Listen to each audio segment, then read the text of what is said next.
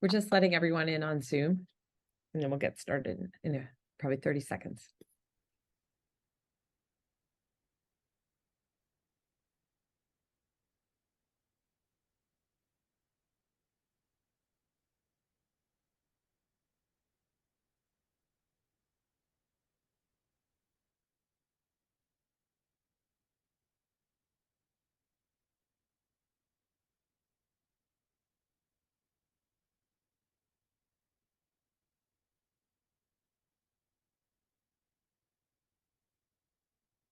Okay, I think we'll get started. So I just wanted to welcome everyone, and I hope that you all had a restful, long weekend.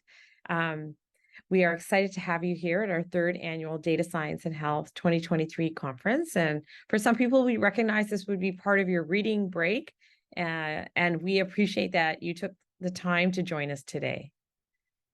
So I would first like to do a land acknowledgement, and I'm calling in from St. Paul's Hospital, which is on the unceded ancestral and traditional territories of the Coast Salish people, the Musqueam, Tsleil-Waututh, and Squamish.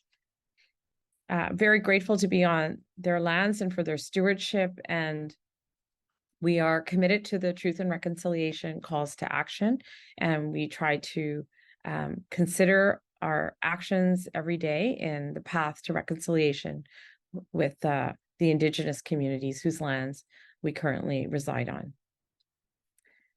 So our Data Science and Health Research Cluster is funded by the Grants for Catalyzing Research Cluster program at the UBC VPRI. And since our inception, our cluster has worked alongside our partners at UBC, at SFU, our regional health authorities, and the Ministry of Health, as well as industry partners to bridge the gap between health system data and our analytics infrastructure. Ultimately, we strive to better integrate analytics in clinical medicine to support innovation in BC healthcare research and in delivery. A major focus for the past couple of years has been on data literacy and education for healthcare providers, as well as researchers around the emergence of artificial intelligence, or AI. So we can't fully discuss the real-world impact of AI without mentioning ChatGPT. Since its launch on November 30th, 2022, ChatGPT has become the hallmark of generative AI and has had a profound influence over various facets of our world. This transformative technology is reshaping conversations in all fields, and it's recognized to having wide range of impacts from education to communication and to medicine. It's altering how we interact with our computers and how we come to know the world. And in part, it's made us harder to distinguish what is true from what is false. Its intended effects, as well as its unforeseen repercussions, will continue to manifest in our professional and personal lives, irrespective of our level of preparation. And younger generations will be more exposed to the consequences, both good and bad. Out of everything that ChatGPT and other prominent AI technologies have opened us up to, the most pressing concern is the fact that, to a large extent, the public and many of us do not fully understand how it works and how it is being controlled.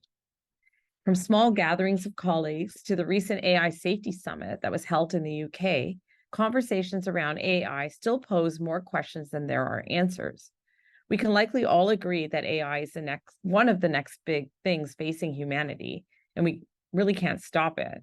But we have yet to understand, let alone agree, on the scale of its impact. Is AI just another convenient technology like the smartphones were in the late 2000s, which will come up with some challenges, but will ultimately leave us with life as we know not that disturbed?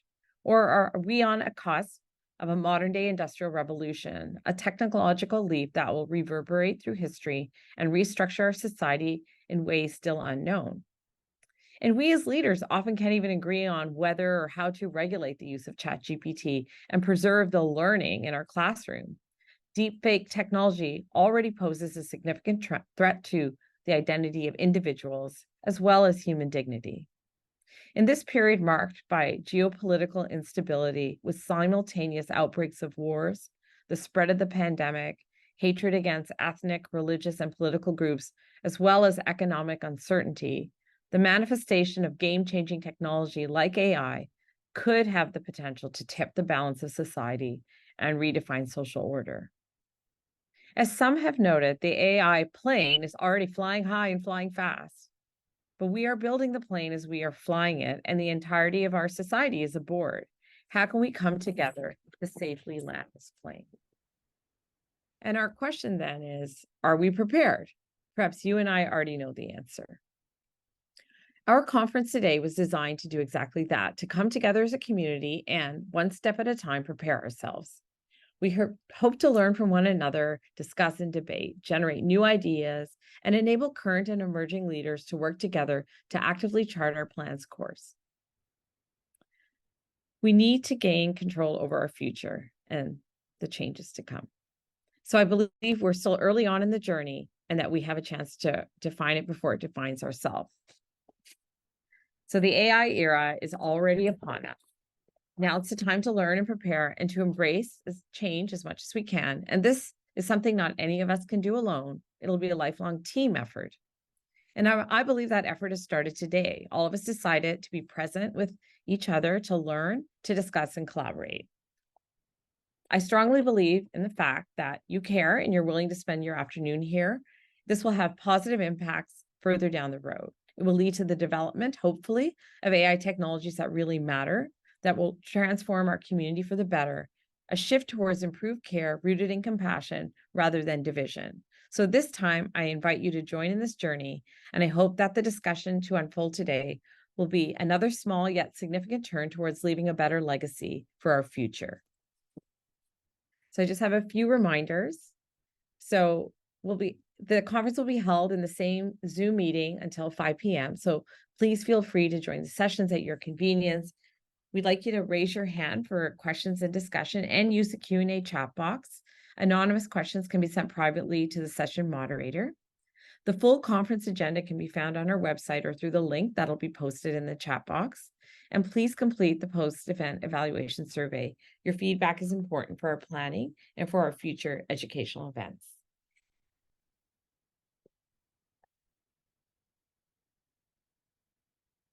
So we have some guest speakers from outside of Vancouver. We're really delighted to have them.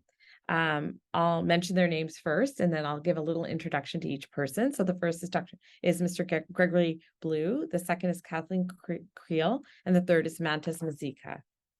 So I will just do a brief introduction of Mr. Gregory Blue. He's a senior staff lawyer at the BC Law Institute.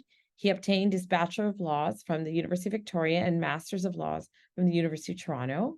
And after being first called to the Saskatchewan Bar, he practiced in law firms in Regina and Saskatoon. He served at the Constitutional Law Branch in Saskatchewan, Department of Justice, and also a solicitor with the Department of Energy and Mines.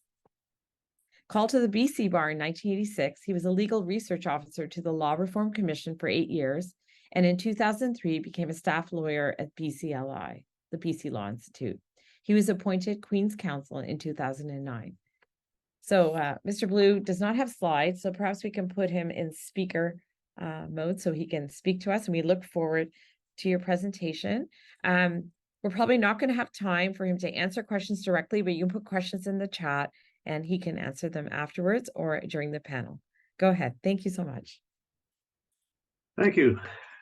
Well, the legal implications of AI in medicine, which is the topic I was asked to speak on, is a very large subject, not one that can be covered adequately in 15 minutes, certainly. So all I can do is touch on a few major issues. And hasten to say, nothing I'm saying today in this conference can be taken as legal advice. I'm speaking only in general terms. And also, I can only speak with reference to the situation in the common law provinces and territories of Canada. Can't purport to speak about the implications of AI under the civil law system of Quebec. And I don't know if anyone based in Quebec is listening, but if so, I apologize that I'm not qualified to speak to that. I hasten to add that I personally have no special expertise on either artificial intelligence or medical law or the law of intellectual property, but I was asked to speak at this conference because I'm the BCLI staff member supporting the interdisciplinary committee for our artificial intelligence and civil liability project. BCLI has been in existence since 1997. It's the functional successor to the former Law Reform Commission of British Columbia. Phil's role formerly performed by the commission, but it's a private organization, and our recommendations don't have any official status, but they do influence legislation and policy. And what we do is bring together diverse volunteer expertise and experience to address law reform issues. One of our current projects is this one on AI and civil liability.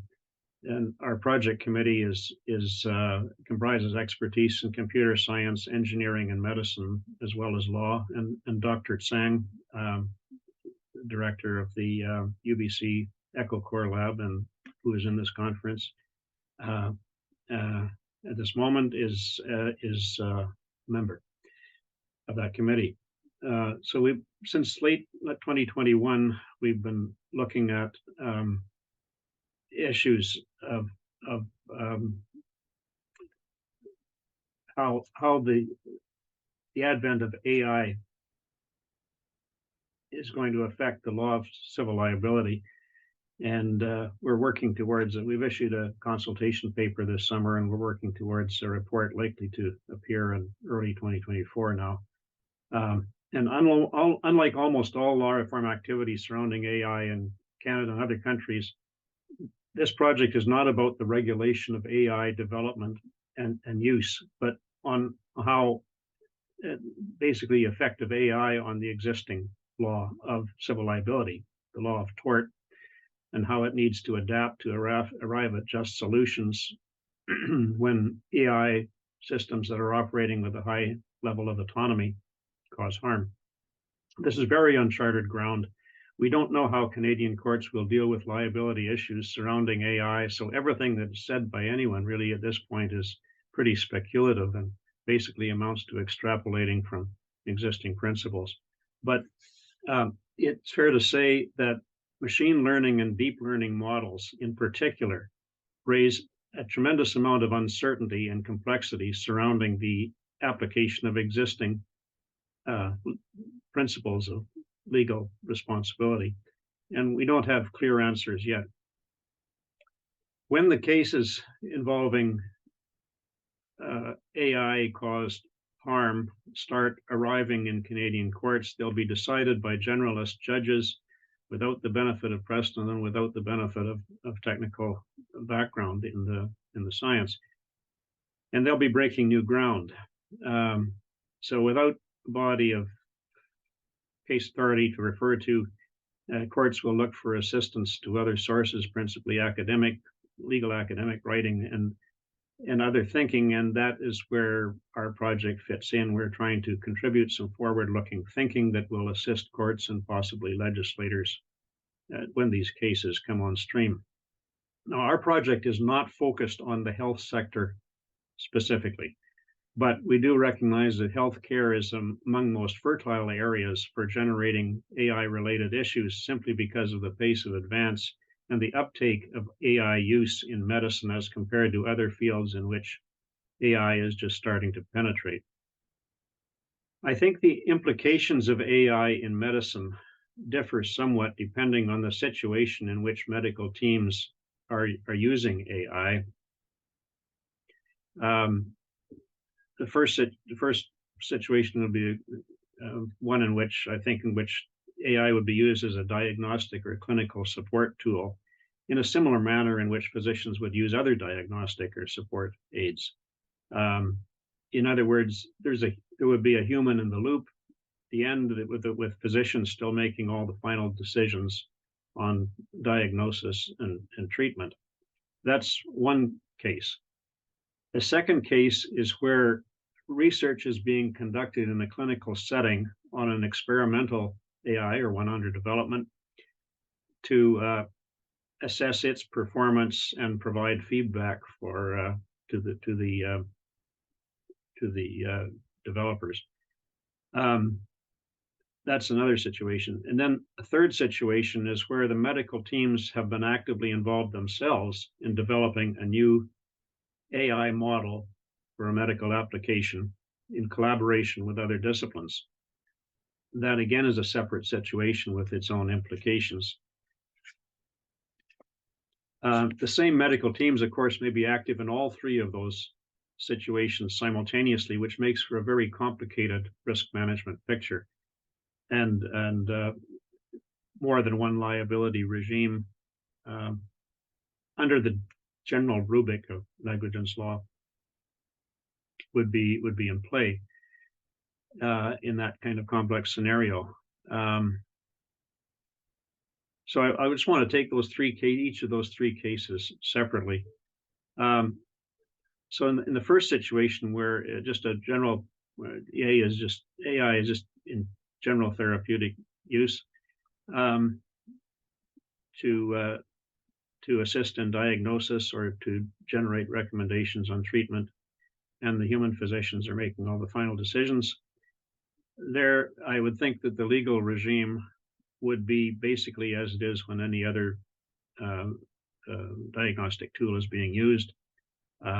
These would be governed by the professional responsibility principles that apply between patient and physician.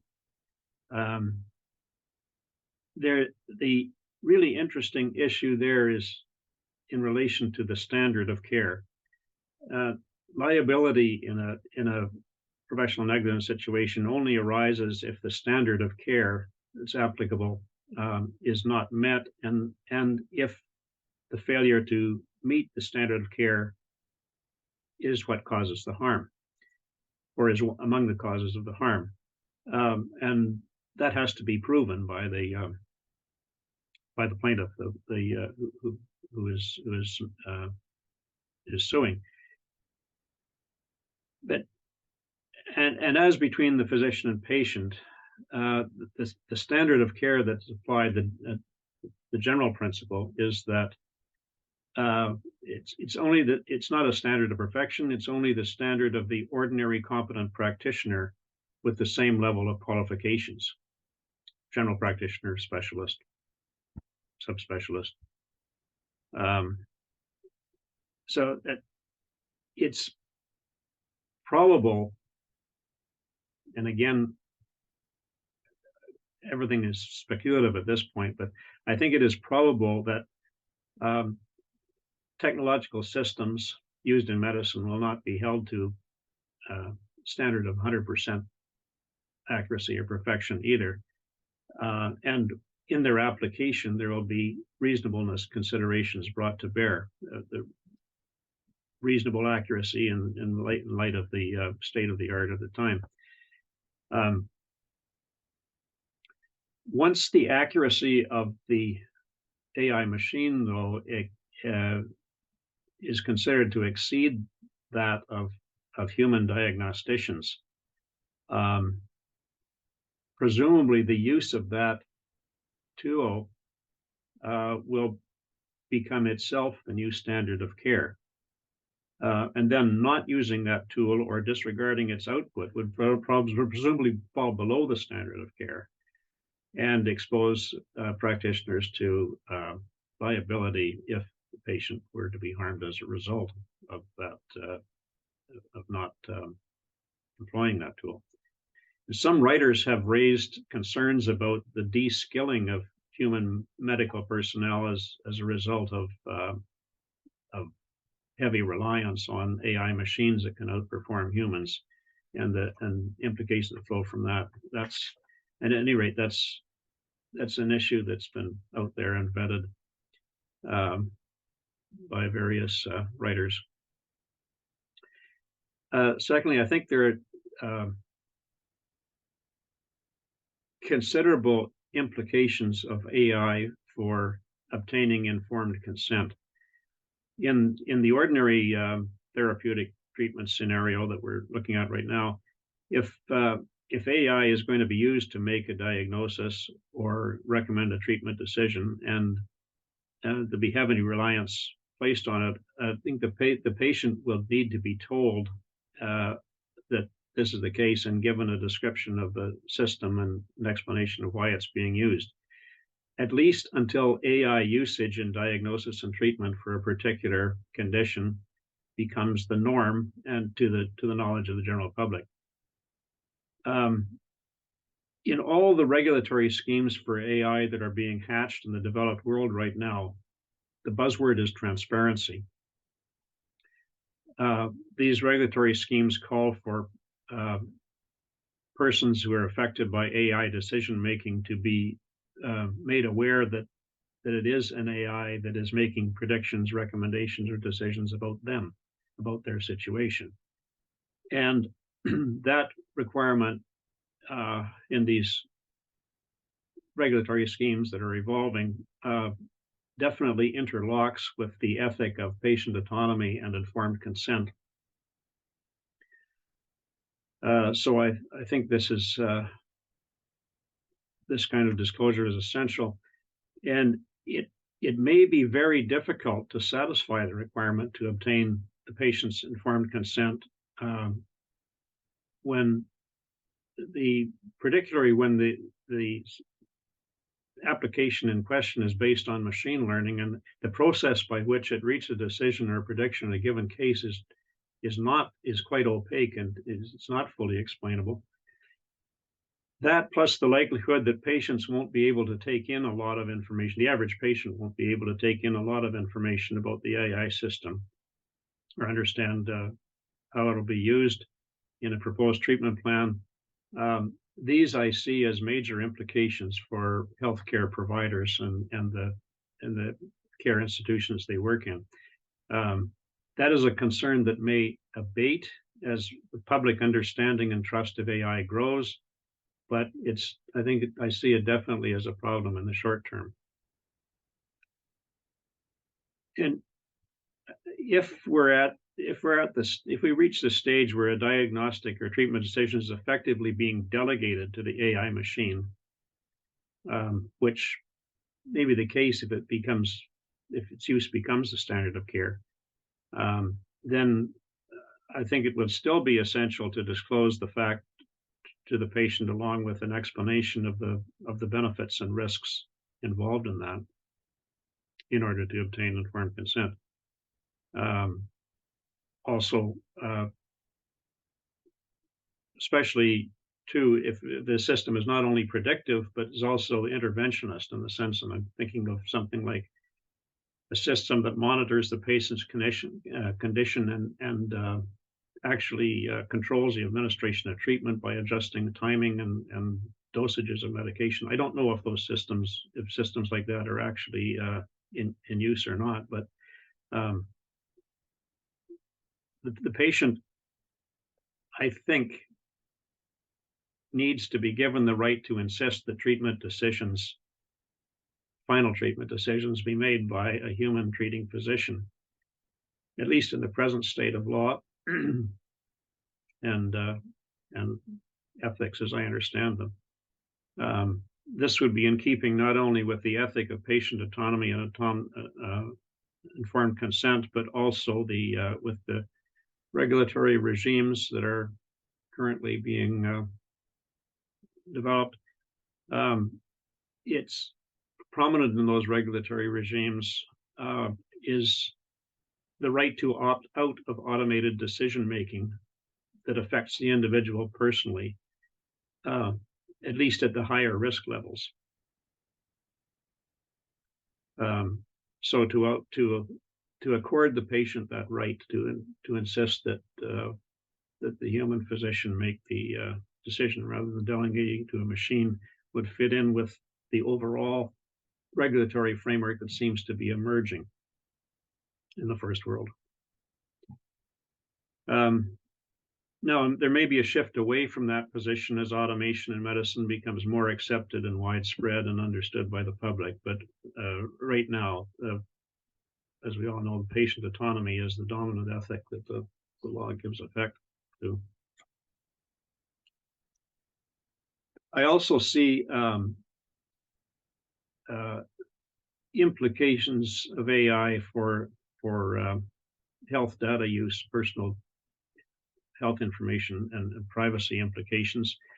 The fact that there's going to be automated collection and use of personal data by a system likely would need to be a separate element of informed consent, another thing that the patient needs to be aware of. And I see a tension between present day privacy legislation and the need to improve and machine learning systems and make them safer, because there's a principle in the underlying privacy legislation across the jurisdictions that only the least amount of personal information needed to achieve the particular purpose for which it's collected, only that amount of information should be collected. Whereas in our machine learning systems, they need to be fed large and diverse volumes of data in order to improve their accuracy and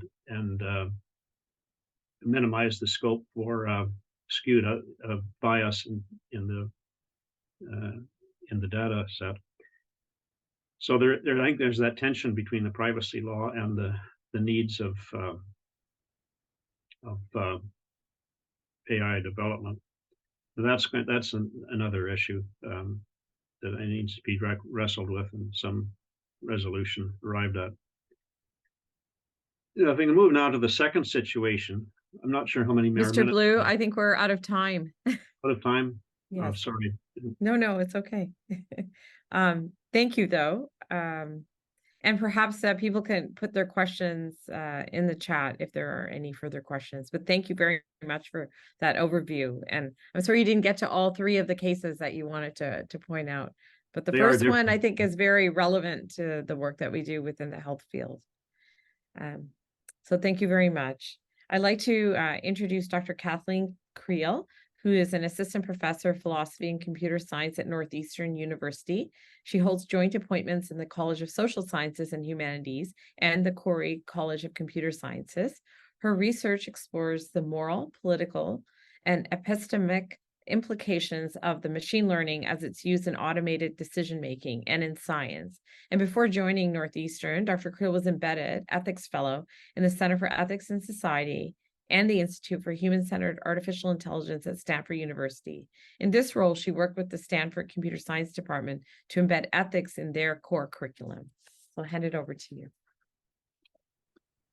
Thanks so much for the generous introduction, and thank you to UBC for hosting this great event.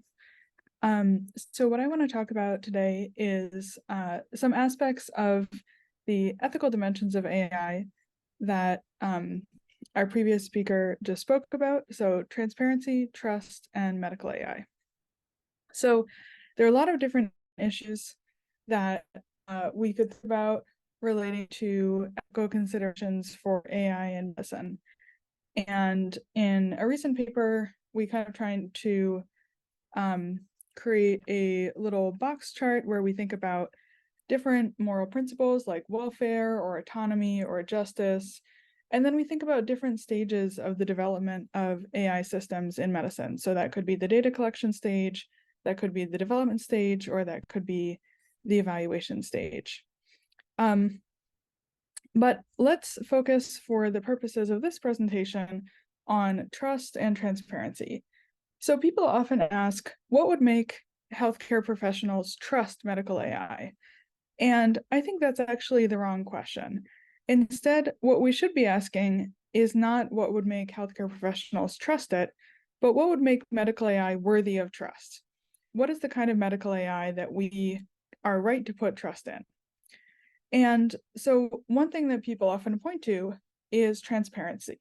We need medical AI to be transparent. We need it to be something that we can understand, that we can inspect, where we can understand the functioning of the algorithm at all sort of levels, whether it is sort of the decision-making level or the low-level implementation of the algorithm itself in whatever device it's embedded in.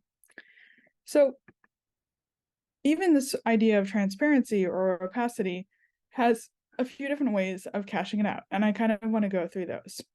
So sometimes when we use the word opacity, we're thinking just about things that are opaque because they're secret.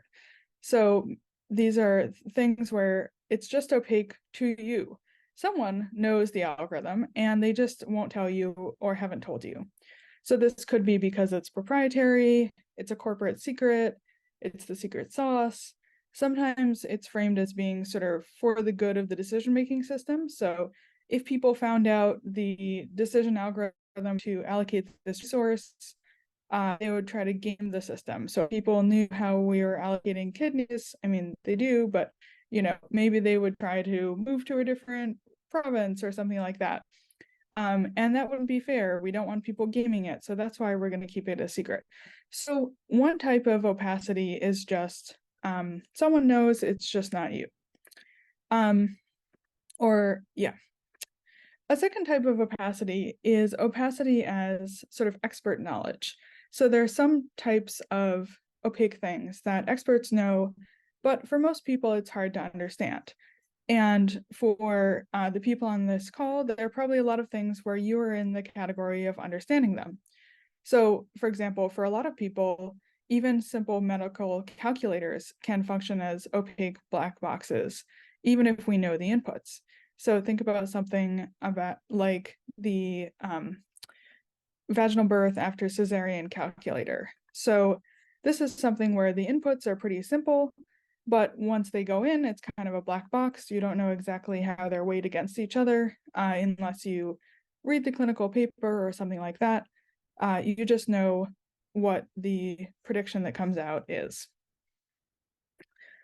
But when people think about opacity of algorithms, oftentimes they're thinking about not the first two types of opacity I just mentioned, but a third type of opacity, which is this sort of essential opacity. The algorithm is so complex that it's challenging for anyone to know. And this kind of opacity stems not from, intentional concealment or some kind of skill mismatch. Someone could know it, just not me because I'm not the expert. Instead, it stems from a mismatch between the algorithm, which is a mathematical optimization in this high dimensional space that's so characteristic of machine learning, and the demands of human scale reasoning and the way that we typically are able to think about things. We can't conceptualize 100-dimensional spaces, or at least I can't. So when people are faced with this type of essential opacity, they sometimes say, hey, we don't need transparency. Instead, what we need are these other goods. And it could be something like efficacy. I don't need it to be transparent. I just need it to work. I need it to make good predictions. I need it to be reliable. Or it could be, hey, I don't need all kinds of transparency. I just need an understanding of what the boundaries of error are. So what are the specific areas of weakness where we should expect faulty predictions? I think those are extremely reasonable and fairly well understood. But what I want to highlight here is a third aspect that even if we can't have all kinds of transparency, maybe we want something additional to do with the ethical dimension of the algorithm, which is some kind of alignment between the patient or clinician values and the way that the algorithm is implemented. So let me give you a specific example of that. So let's take some kind of probabilistic classifier. You have some kind of data, like a lung X-ray, and you want to know what's the probability that this data describes a scenario in the patient that falls into a certain category. So based on this lung X-ray, we think it's 51% likely that this growth is cancerous. So probabilistic classifiers are often used along with a threshold.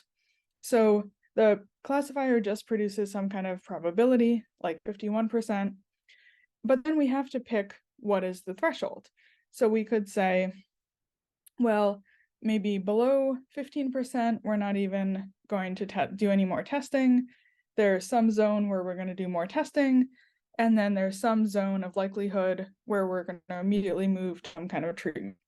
But we have to decide the numbers that are the thresholds for each of those translations from a probability to some kind of recommendation. And when we think about how these automated thresholds should be set, what we're balancing are false positives and false negatives. So this table is probably familiar to a lot of you. It's a confusion matrix. So when we think about a true positive, yes, this image is a cat, for example. We could also think about a false positive. Yes, this is a cat, but actually that's not true. And on the flip side, we could think about a false negative or a true negative. And where we set the threshold is going to affect how many of each types of errors we have.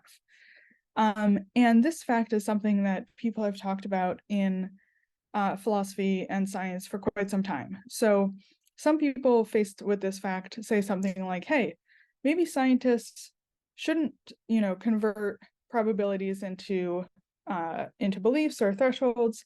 They should just assign the probabilities and sort of call it a day.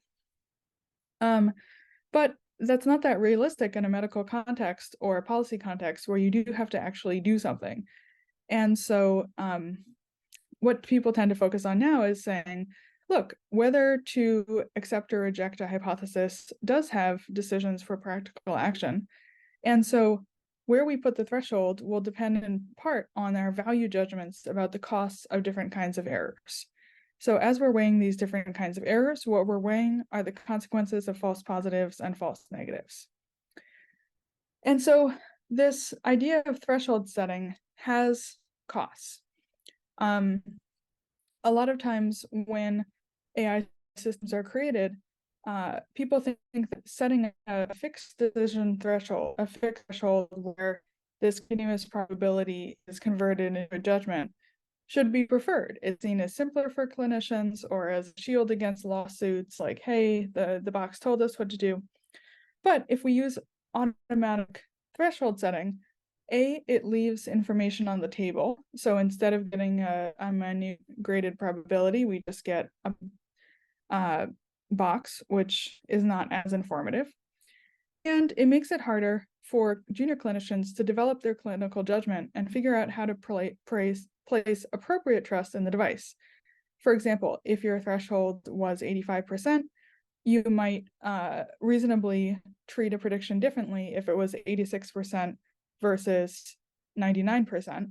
But if all you get is the recommendation, you can't figure out how to calibrate your trust in that recommendation. So in addition to the epistemic costs, or the cost to the prediction itself, it also has ethical costs. So in clinical settings, there can't be a one-size-fits-all decision threshold. In order to respect patient autonomy, we often want to be able to take into account the patient's values and attitudes towards risk and different kinds of risk. So how much does the person care about a true positive? How much are they afraid of a false positive? What are their attitudes towards overdiagnosis or misdiagnosis, overtreatment, undertreatment?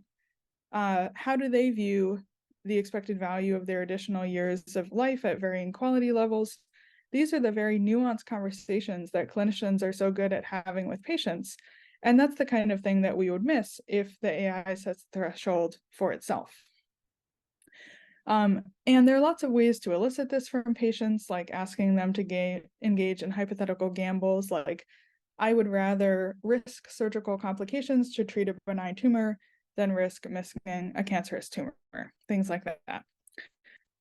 So I'm proposing here is that clinical decision makers should be provided either with probabilistic outputs or else with a recommendation that already take into account both the probabilities and the patient's values and risk tolerance in setting that threshold. So for example, if we have some kind of mammogram in breast cancer screening, instead of just saying, okay, automatic recall or automatic call for further testing, instead we can set the threshold based on a prior conversation with the patient about their values for different types of outcomes. I know we're running short on time, so I'm going to skip the second example, but basically just to say that the output of the medical device could either be a raw score or it could be a recommendation that already includes the patient's risk value profile. So thanks very much, and I look forward to your questions and to further speakers. Thank you so much, Dr. Creel. That was a really fascinating talk, and we I think it really highlights the need for interdisciplinarity in this space in understanding a lot of the issues that you bring up.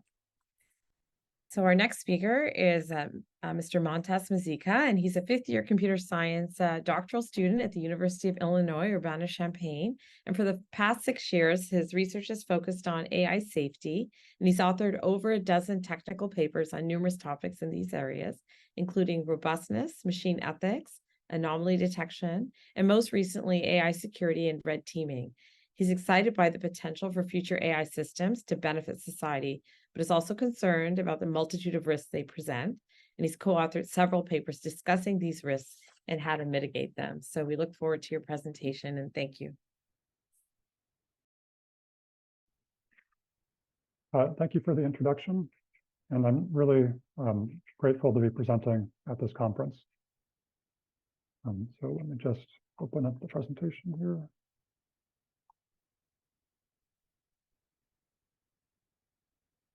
So hello, my name is Montes Mazica, and this is a presentation of a paper that I wrote earlier this year with co-authors Dan Hendricks and Thomas Woodside, called An Overview of Catastrophic AI Risks.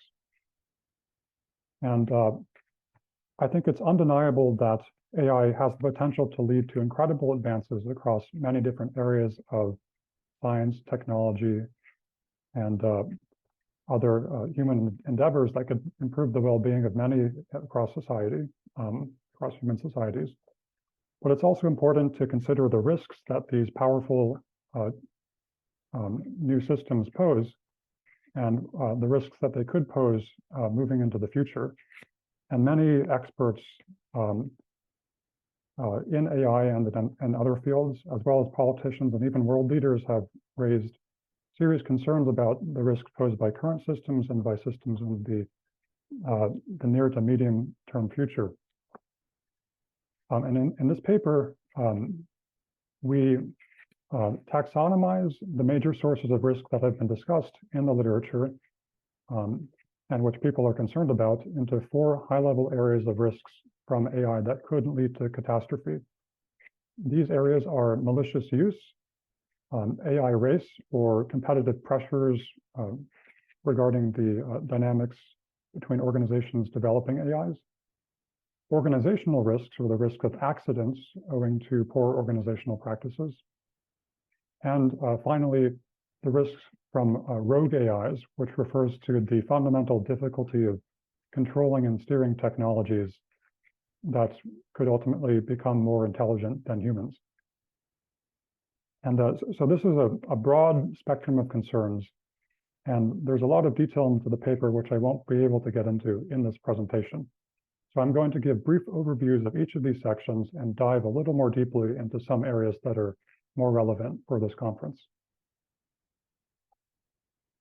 First, I'll talk about some areas of malicious use involving AI that people are concerned with. And one of the most pressing issues here is that of biorisks, or the potential for bioterrorism aided and amplified by AI systems. And the fundamental concern here comes from the fact that the ability to design novel biological agents and biological weapons is becoming available to a broader set of individuals.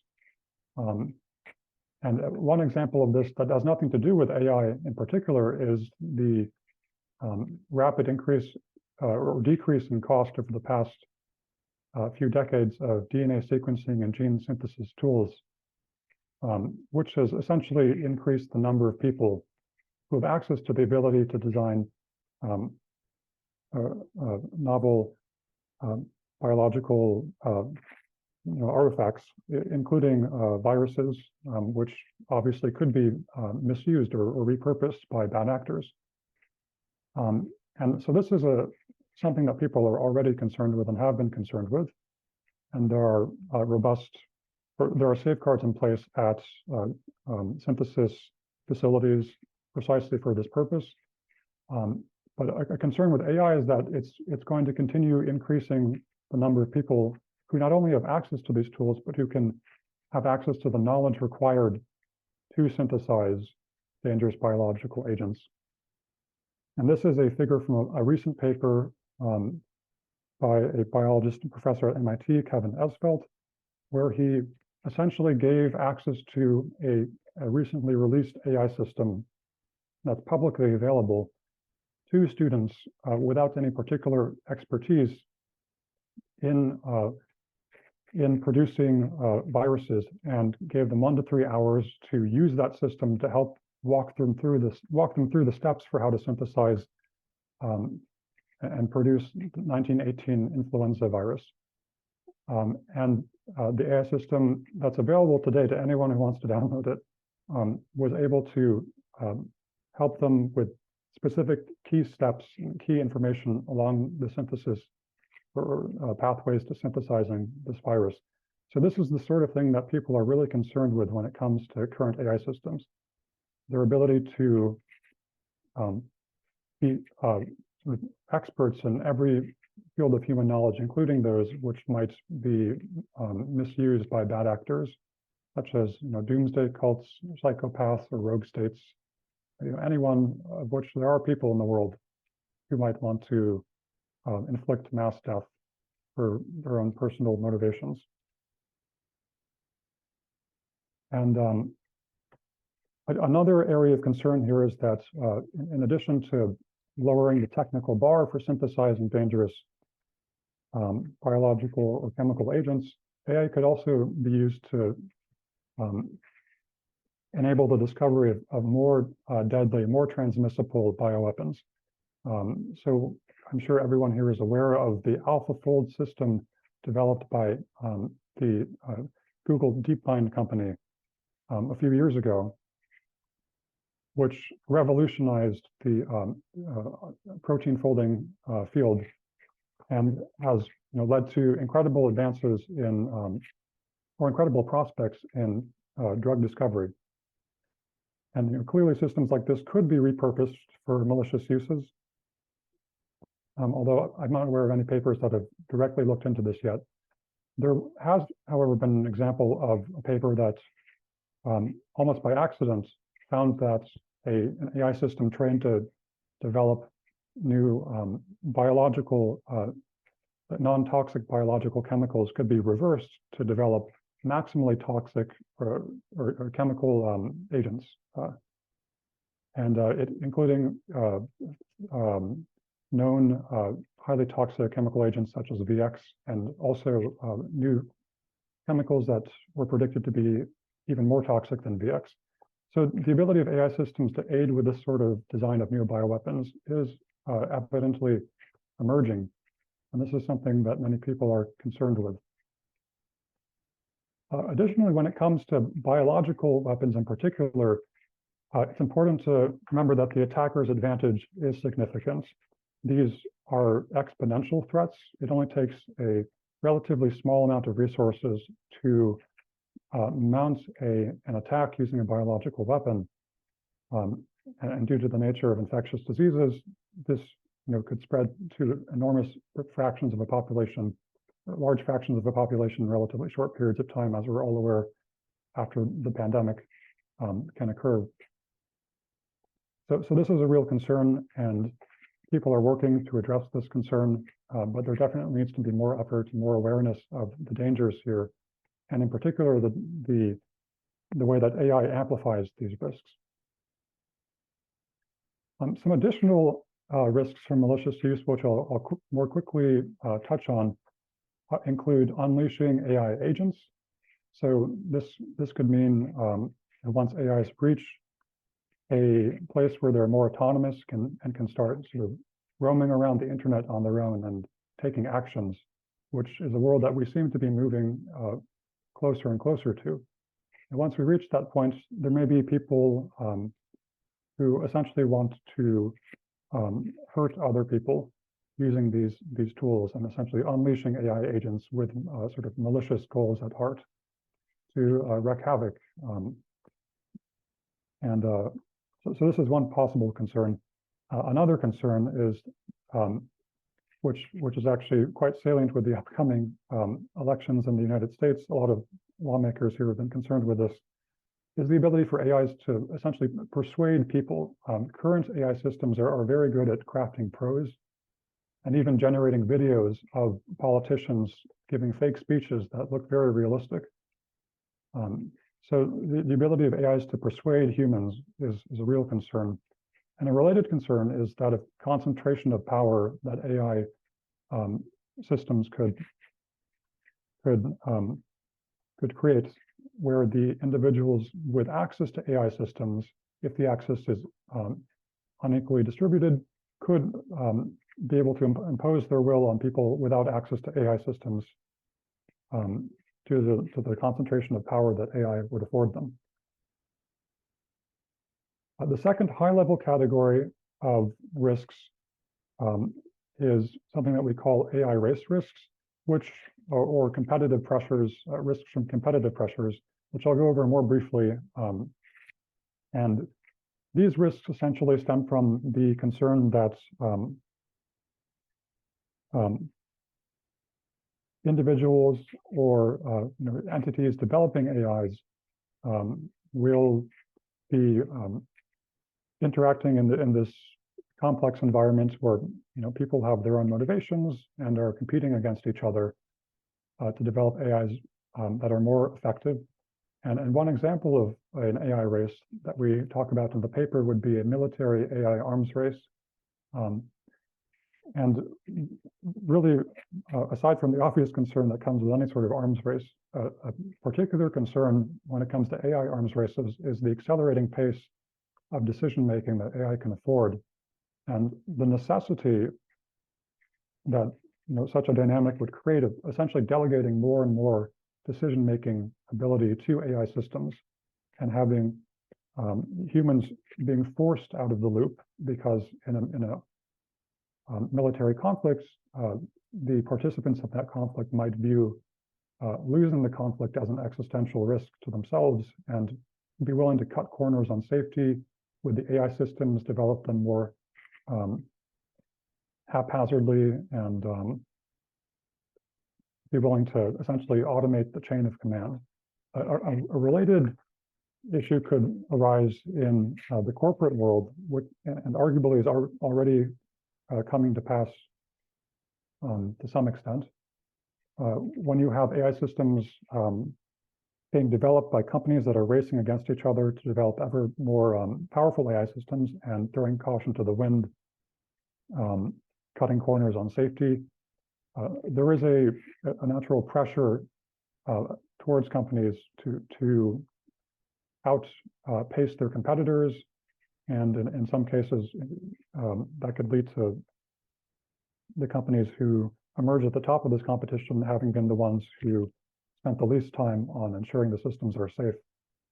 And then we also talk in the paper about how evolutionary pressures, just as they apply to many different aspects of society and of course to biological organisms, could apply to AI systems as well, and essentially drive the development of AI systems towards states that don't place human interests don't have human interests as a central consideration. That's a bit more complex of a concern that we discuss in the paper, but I'd be happy to talk about it more later if you're interested. Organizational safety is another high-level area of risk that we discuss in the paper. And essentially the concern here is that accidents can occur even without bad actors and even without competitive pressures. This has occurred many times in history. Some of the high-profile nuclear accidents in the Soviet Union, there was an anthrax leak that occurred really without many competitive pressures or bad actors involved. And essentially, accidents of this nature could be catastrophic with AI systems. Imagine an AI system that is developed to be highly effective at designing new drugs, and it's sort of under close monitoring and kept under control because people realize the potential for it to be repurposed for developing biological weapons, but perhaps it gets leaked, and then suddenly rogue states have access to the system which can design novel biological weapons. So these accidents could be catastrophic with AI systems, certainly. And we should focus on making sure accidents don't become catastrophes. And so I actually don't have much time left. So I'll skip through this section about how organizational factors, and especially safety culture, are important for reducing the risks of accidents within organizations. And I'll move on to the final section on rogue AIs. And this has to do with the concern that in the long run, the impact of AI really depends on whether it can be controlled at all, because we're developing these systems that are more intelligent, potentially more powerful than those of us who are building them. So this is more of a science fiction-y concern, but it is, I think, and many other AI experts think, the world that we're moving towards. And we've actually already observed losses of control in AI with the sort of unfortunate release of Bing earlier this year, which threatened users. The new Bing chat was threatening users when it was released initially. And then also there's been a scenario where somebody committed suicide after talking with a chatbot, which ostensibly encouraged them to commit suicide. And so these are things that the developers of these systems definitely didn't want the systems to do, but it turned out to be hard to steer the systems in the way that we wanted to. And there are some mechanisms we talk about in the paper for loss of control and suggestions at the for how to manage these risks. But I think I'm out of time now. So yeah, thank you for listening, and happy to take questions if there's a little bit of time. If not, we can move on. Thank you so much for that presentation. And we put a link to your manuscript, your paper, in the chat. So we're hoping people will download it and get the details from you, but appreciate you providing sort of a high-level overview.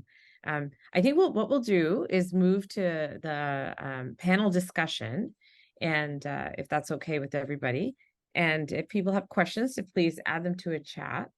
I do have the first question, and I'll ask each panelists to give a response, and I realize you all come from different perspectives, so we appreciate getting your point of view. So perhaps I'll start with Gregory Blue. So how can we navigate the AI moment to maximize upsides and minimize risks, from your perspective from BC Legal Institute?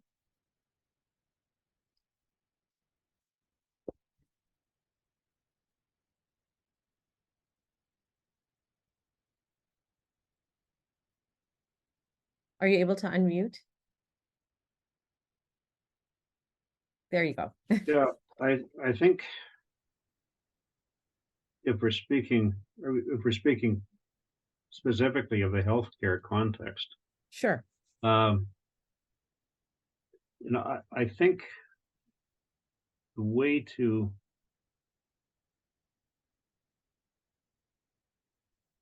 best way to ensure safety in systems is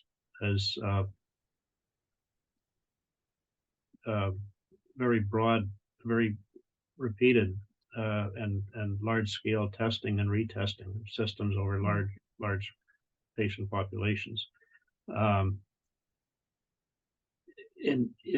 If we're speaking of legal risk, I think that the best thing to do basically is to follow the best practices as they're being enunciated by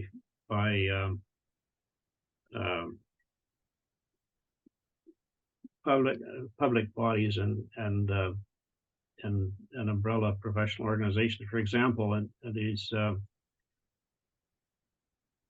the Health Canada, FDA, and the British Regulatory Agency have generated a set of principles for good machine learning practice in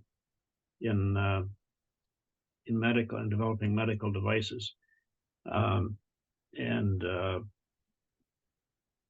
those kinds. The reason I say that is that those kinds of standards they're not binding. They're not binding on courts. They don't excuse compliance doesn't excuse from liability or generate immunity from liability, but also but it does definitely put the practitioners, software developers, so on, who adhere to them in a better position to show that they discharge reasonable care, which is all that the law requires, is reasonable care in the circumstance to avoid foreseeable harm. So that's speaking of legal risk. And I think the other major risk in these systems is bias in the training data sets and efforts that can be taken to minimize the risk that outputs will be skewed because of hidden biases in the input data. And there are various tools and protocols for doing that. And I understand that there's quite a wide range of opinion as to whether they're really effective or the extent to which they're effective. But to the extent that they can be deployed, I think that's what the profession and the medical profession and the medical software industry should do. Lee, do you have?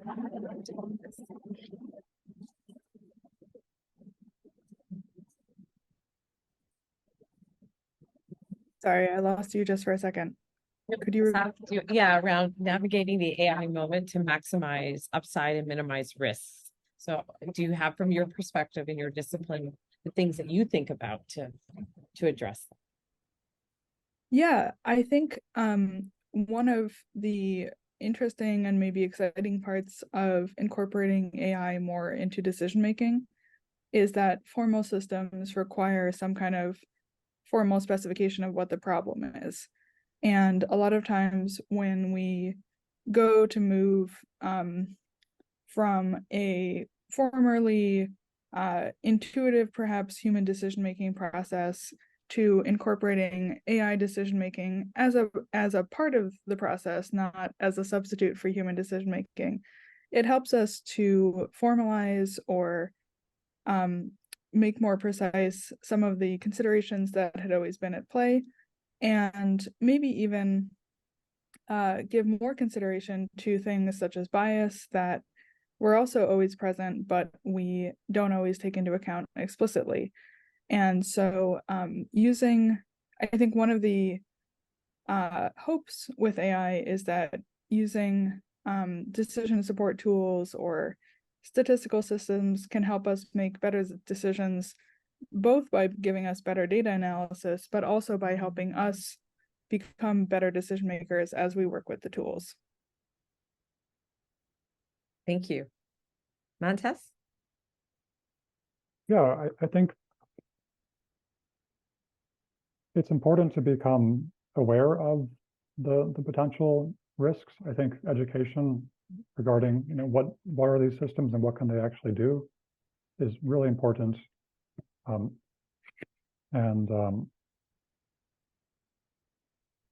guess I would just say taking a more mundane approach to risk management, of just thinking through methodically what are the possible issues that could arise now and going into the future, and let's think about how we can safely develop this technology going forward and mitigate those risks, and sort of falling back on time-tested ways to manage risks, some of which we talk about in the paper,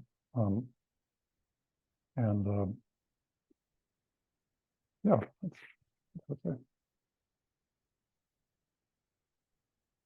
We welcome questions from the audience. This is an incredible panelist, so please feel free to ask questions in the chat. Another question that I have for you is, how can we establish safeguards to prevent scenarios where AI may autonomously make decisions that could potentially harm human lives or have unintended catastrophic consequences, particularly in the healthcare setting? And there's a slant to healthcare because we're coming at it from that perspective, but I realize it could also be in other domains of human existence. But yeah, I wonder, does anyone want to start off in thinking about that in an approach? I can start. Sure. Um, I think it's firstly really important to keep humans in the loop for as long as we can, certainly. And I know, when it comes to like deciding, well, when it comes to deciding whether AI systems, well, AI systems essentially, it's going to be hard to keep that up indefinitely, possibly, essentially, especially when AI systems become more competent and start gaining more trust, and people start looking for having AI practitioners or doctors instead of humans. And this is probably a process that would take a long time for people to become comfortable with that, but it seems like we could eventually reach a scenario where competitive pressures would drive or create some incentives to push towards that future.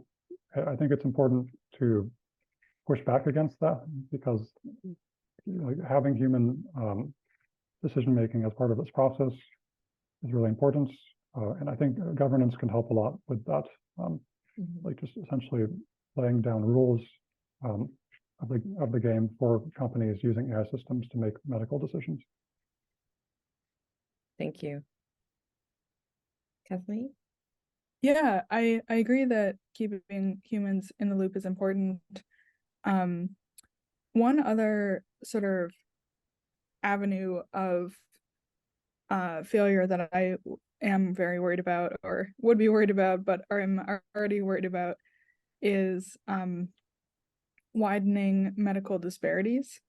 So when people talk about the introduction of medical AI, one thing they sometimes talk about is having AI systems of various kinds as sort of substitutes for doctors in underserved areas. And that is very concerning for a couple reasons. One is I think even the people proposing it acknowledge that the standard of care will be significantly less. But second, most AI systems that are currently deployed for medical AI are built and tested and trained in big city hospitals with big city populations that often are wealthier, have a lot of different characteristics than underserved rural areas. And so a lot of studies have found that what seem like, oh, we have this level of performance in the big city hospital where we trained and tested, the performance drops rapidly as soon as you move to a different hospital system.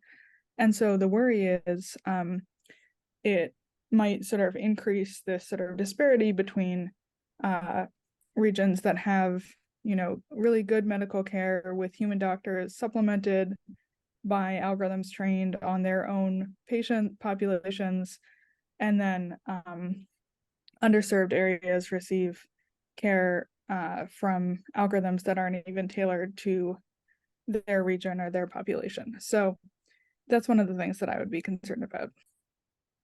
It's a great point. Both of them are great points. I'm going to ask the question to Gregory from the audience. I'm curious how the panelists would comment on the relationship between the role of informed consent and AI explainability. Do they both make a shift of information and responsibilities or liabilities from doctor AI systems to patient AI users? So I wonder, from Gregory, if you might want to start off the response to that thoughtful question. I think I'll answer the second question there first, and the answer is no. And because I don't think that I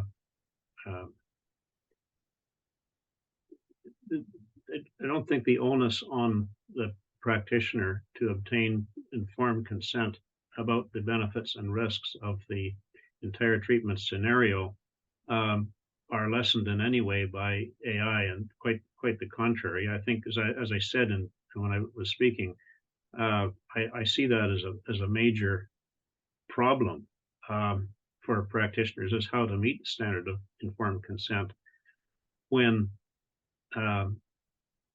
there's a high explaining even non-machine learning AI to most patients would be a significant challenge. And how do you explain it when there actually isn't a direct explanation for how a deep learning system has actually arrived at its output?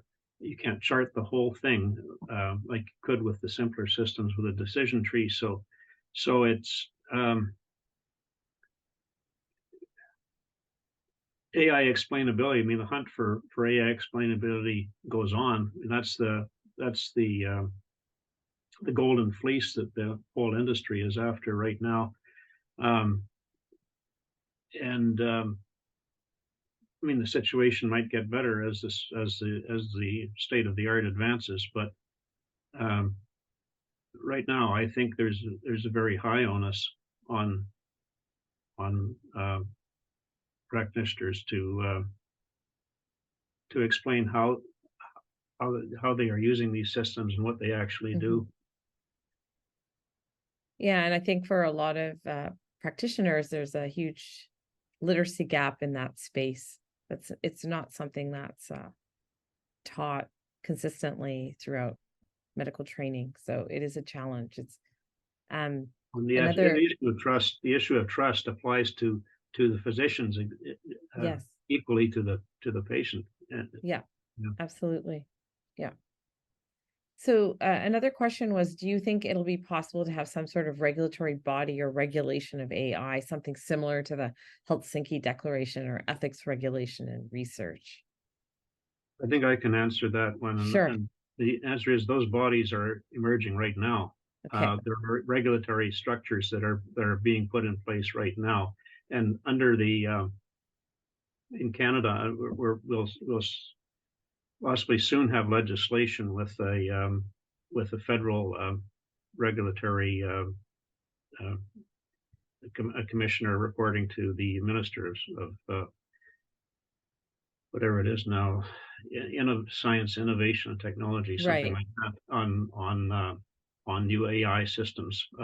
So those structures are emerging. And I'm sure it's the same in the United States and in Europe. It's developing.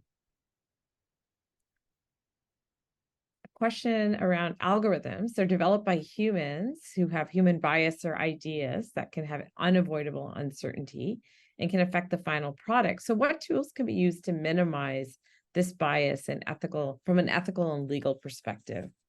I don't know if Kathleen, you want to take that on? Yeah, definitely. So there are a lot of important tools that can be used, especially in two phases. So one is sort of examining the training data and seeing what biases are present in the training data. And some of the problems can be solved at that point. So if you are missing data from a certain population, you can use characteristics of the existing data to try to supplement what you have, either by collecting more data or mirroring some of what you do have from other populations. You can also try to learn from some of the existing analyses of bias and use that to correct some of the imbalances that you might see in your existing data. And then once you've done what you can at that step, you train the model. And then at that point, there's a lot that can be done in terms of testing the model and seeing if biases remain and trying to correct the biases at that stage.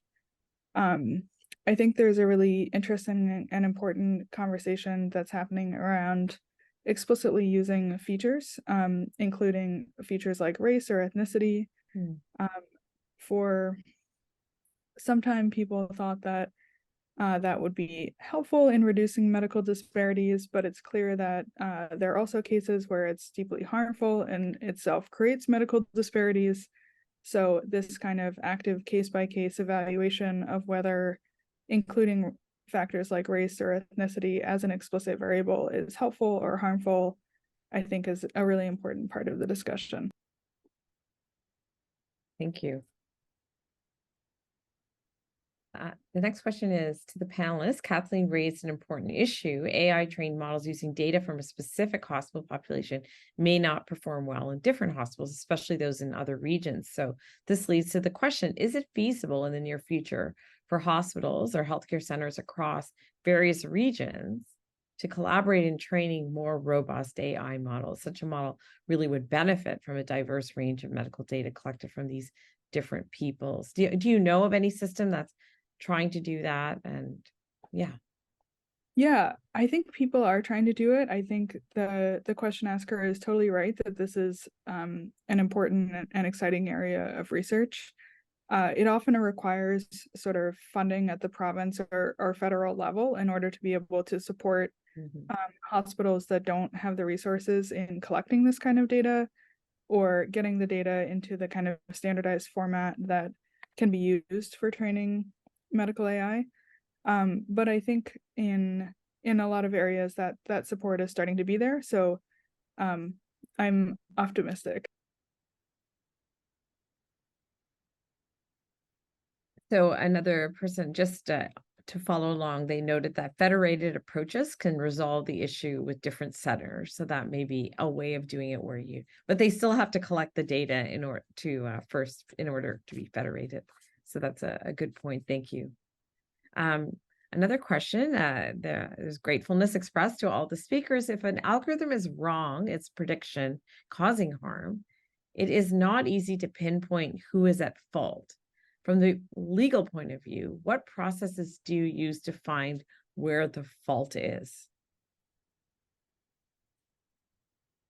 I guess that one falls to me by default. Yeah. Yes. Yeah, this is in a typical scenario. There would be many. It would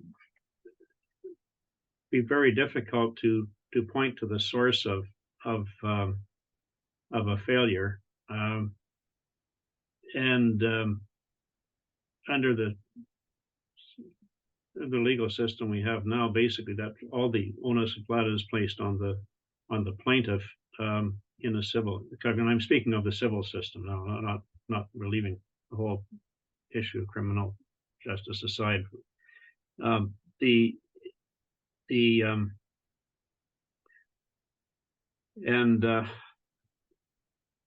Basically plaintiffs face formidable problems in trying to show causation to link the harmful output with a fault somewhere along the line in the whole process of development or operation of the system. And the processes that would have to be followed basically are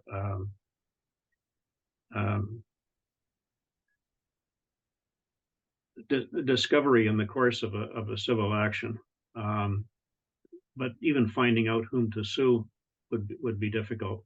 And I think these are issues we've been looking at in our project, in the BCLI project. But I think probably the frontline defendant is going to be the operator of the system, who, in the medical scenario, is probably going to be, the treatment team and probably the institution that they are associated with, the healthcare institution they're associated with, and that owns the equipment or purchases the system, or that. Those would be the frontline defendants. But under the in a conventional litigation scenario, oftentimes the frontline defendants will bring in additional defendants as third parties, because they want to claim over against them, or they're trying to cast the burden of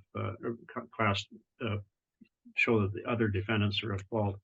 So the system sort of will sort of develop, the lawsuit will sort of develop on those lines, and presumably defendants will be added, and then there's a process of discovery in the lawsuits where everybody questions everybody else to try to fill in the blanks. But short of that, going back to the very beginning, I mean, things like freedom of information requests, the right of individuals to access their own health information, those things can be used by plaintiffs or their legal counsel at an early stage to try to identify defendants and try to find out what went wrong. But the thing about AI is that simply because the algorithm gets something wrong might have nothing to do with any fault at all in its operational logic, none at all. It could be chance, and these systems can't be 100% accurate because they operate on the basis of probabilistic assessments.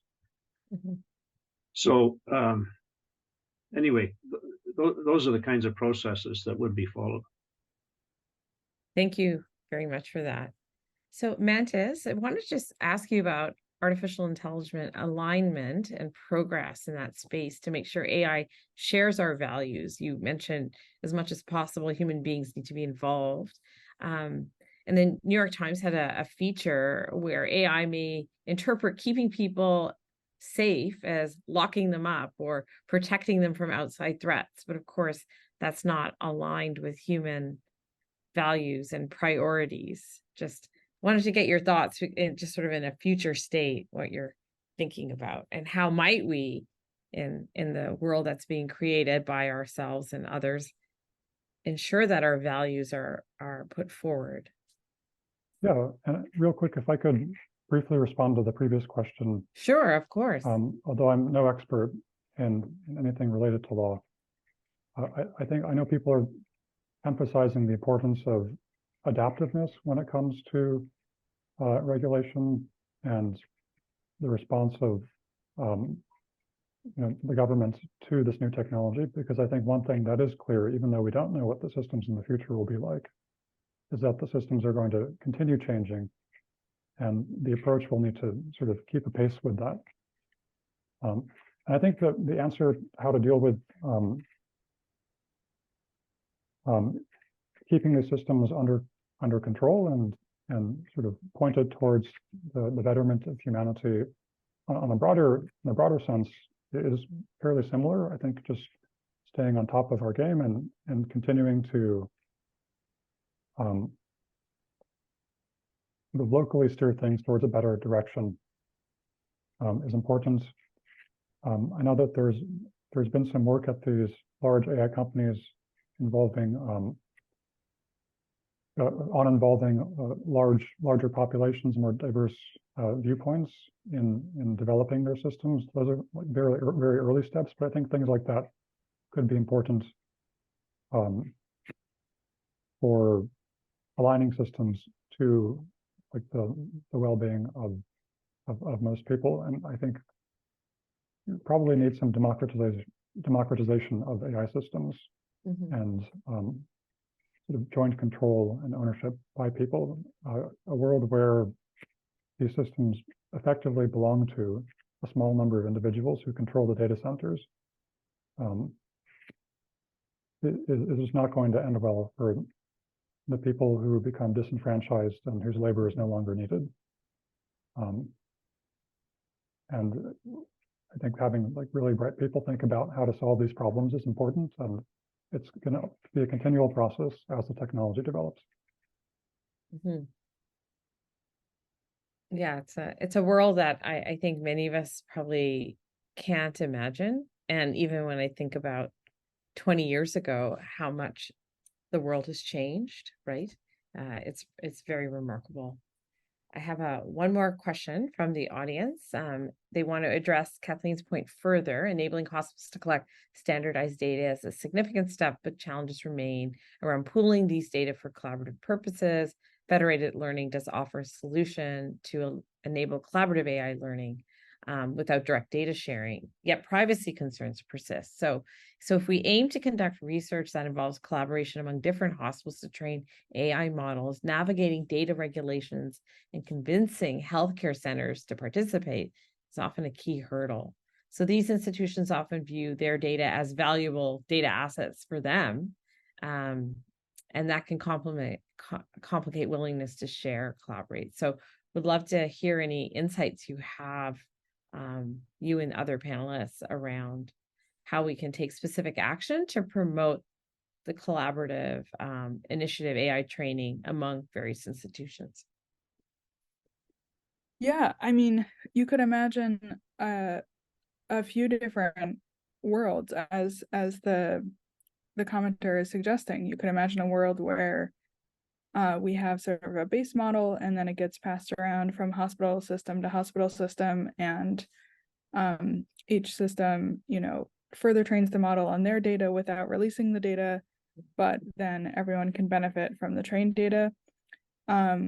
Or you could imagine a world where it's much more of a spoke and wheel system, where the model goes out, each hospital trains it on their data, but then that doesn't contribute in any way to other hospital systems. And I think the commenter is right that is also ultimately, which one of those worlds we see could be a very ultimately like a question of policy or a political question. But I think it's also important to continue to ask, which of these systems would function the best for patients, and are we missing some kind of performance for patients in the more fragmented world? Mm-hmm. We can give in this province the example of what happened during the COVID pandemic. We just were not, even though we're population-wise not dense, other than in the cities, but we have a huge geographic area, and so many people were living all over this province, and there was no way of engaging. We did not have the regulatory or capacity framework to involve people throughout this province in clinical trials, for example, right? In a pandemic situation. So that it has implications on access to care, right? It has so many implications. So even just that basic infrastructure, we currently don't, we're still working towards refining and making better. I think the pandemic showed us that, whereas other jurisdictions actually had really good infrastructure for that, but then had poor governance politically. So you kind of need both, right? You need good governance and good sort of regulatory infrastructure. Yeah. So we're at the end. I want to thank the panelists and the speakers. You did an outstanding job in sharing your expertise. And thank you so much for your time. And we are very grateful for the messages that you convey to our audience. So we're going to have a 30-minute break. We're going to come back promptly at 2 p.m. And we have our trainee oral presentations from 2 to 3. And I hope as many of you as possible can come back.